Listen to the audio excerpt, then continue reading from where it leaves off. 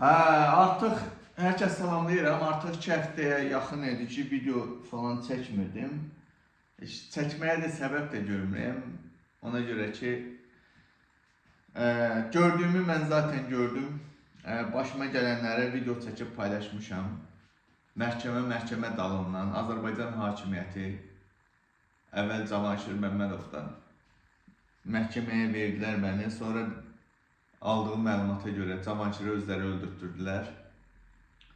Sonra özləri indi anonim şəkildə İsrail məsələsindən bağlı bir məhkəmə başlatdılar. Orada da 1400 frank cərimə yazdılar mənə və iki variant var idi. Ya ödəməliyəm, ya da ki, vəkil tutub bu işi axıra kimi getmək. Təbii ki, bunların hamısına pul lazımdır. Hər ikisinə də pul lazımdır. İndi vəkil tutmuşam, ona da pul lazımdır. Ödəməyə qalsa işi bağlayıb ödəməyə də 1400 pul lazımdır. Yəni hər iki tərəfdən pul lazımdır. Sağ olsun Azərbaycan xalqı, xaricdəki iş adamları, Avropada, Rusiyada, orada burada yaşayanlar sağ olsunlar. İllərlə bu yolda əziyyət çəkdik, danışdıq, insanların gözünü, xalqın gözünü açmaya çalışdıq. Əvəzində milyonlarla pul göndərdilər.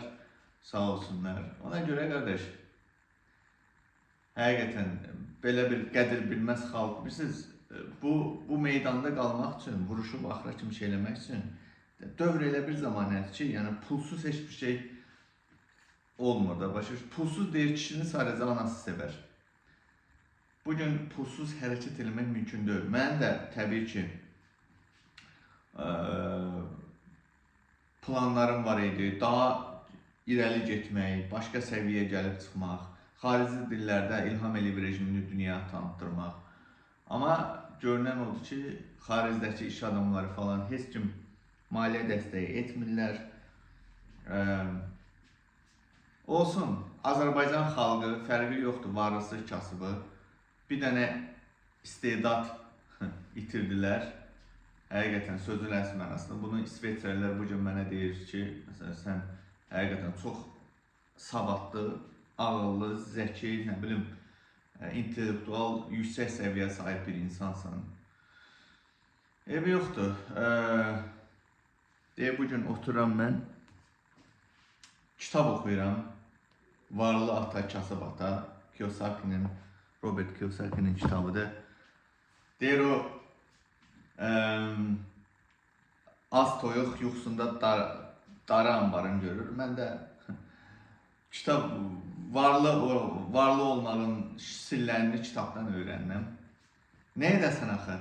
Bizim xalqda belədir, bizim xalq belədir. Bizim xalqımız həqiqətən dəhşətli bir xalqdır. Yəni, baboş kimlərə, nə bilim, perpetuqlara, qəhbələrə, nə bilim, belələrinə hörmət eləyən, dəyər verən bir xalqdır da, neyini? Bizim xalq budur, qardaş, bizim xalq budur. Ona görə bu xalq üçün mən artıq yetərə qədər cavanlığımı vermişəm, gəncliyimi vermişəm, yetərə qədər. Amma bundan sonra artıq görürəm ki, yox, dəyilməz. Həqiqətən də bunu mən artıq başa düşürəm. Mübarizəmi də aparacam, təbii ki. Ancaq keyfim istəyəndə çıxacam, Mehribanı söyəcəm. Hansı ki, Instagramda bunu eləyirəm, təzə səhifə atmışam. Keçmiş videolarımı paylaşıram, Mehribanın götünə xiyar soxub bunları alçaldıram, təhqir eləyirəm, istədiyimi eləyirəm.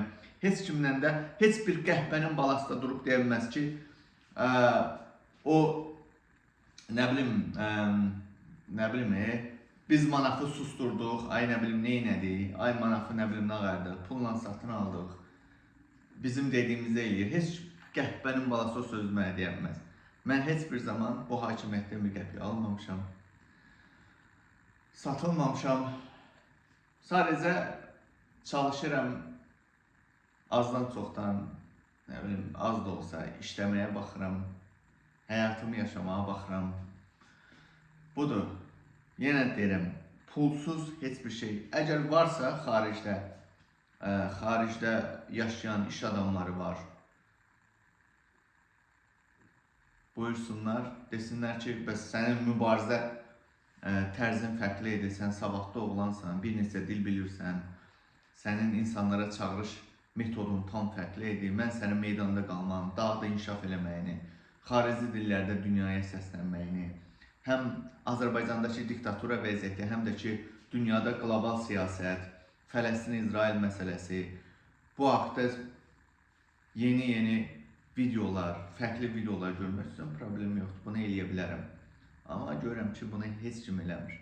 Elə İlham Əliyev, bilirsiniz, bu dində də belə bir şey var, deyir, xalq necədirsə ona uyğun da rəhbər göndərilir. Elə bu xalqa İlham Əliyev kimi elə rəhbər həqiqətən Allah tərəfindən göndərilir.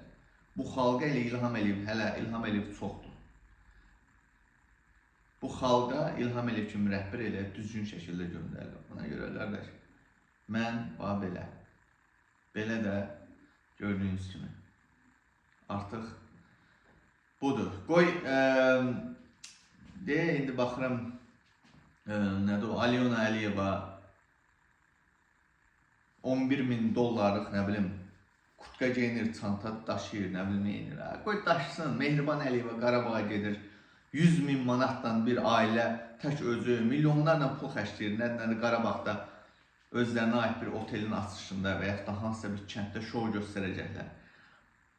Milyonlar dağıdırlar xaricdə. Ondan sonra İlham Əliyevin nəvəsi, baxıram, İsveçrədə, burada mənim ağzımın içində, Lüserin şəhərində yaxtı ilə kayf eləyir. Qoy eləsinlər. Qoy eləsinlər. Çünki siz xalqa elə belə lazımdır. Siz xalq kölə xalqsınız. Siz xalq yaxşı yaşamaq istəmirsiniz. Azad yaşamaq istəmirsiniz.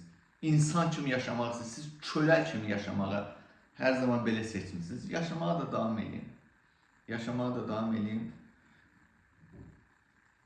Səsinizi çıxarmayın. Bunlar da qoy yesinlər, dağısınlar. Əsas odur ki, polisdən qorxun.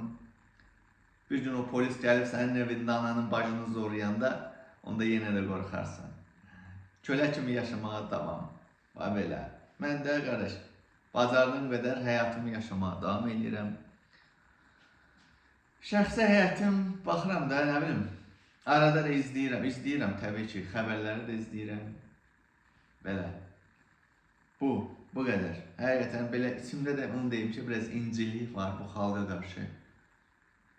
Heç kim də dəstək olmadı, yenə deyirəm, sağ olsunlar.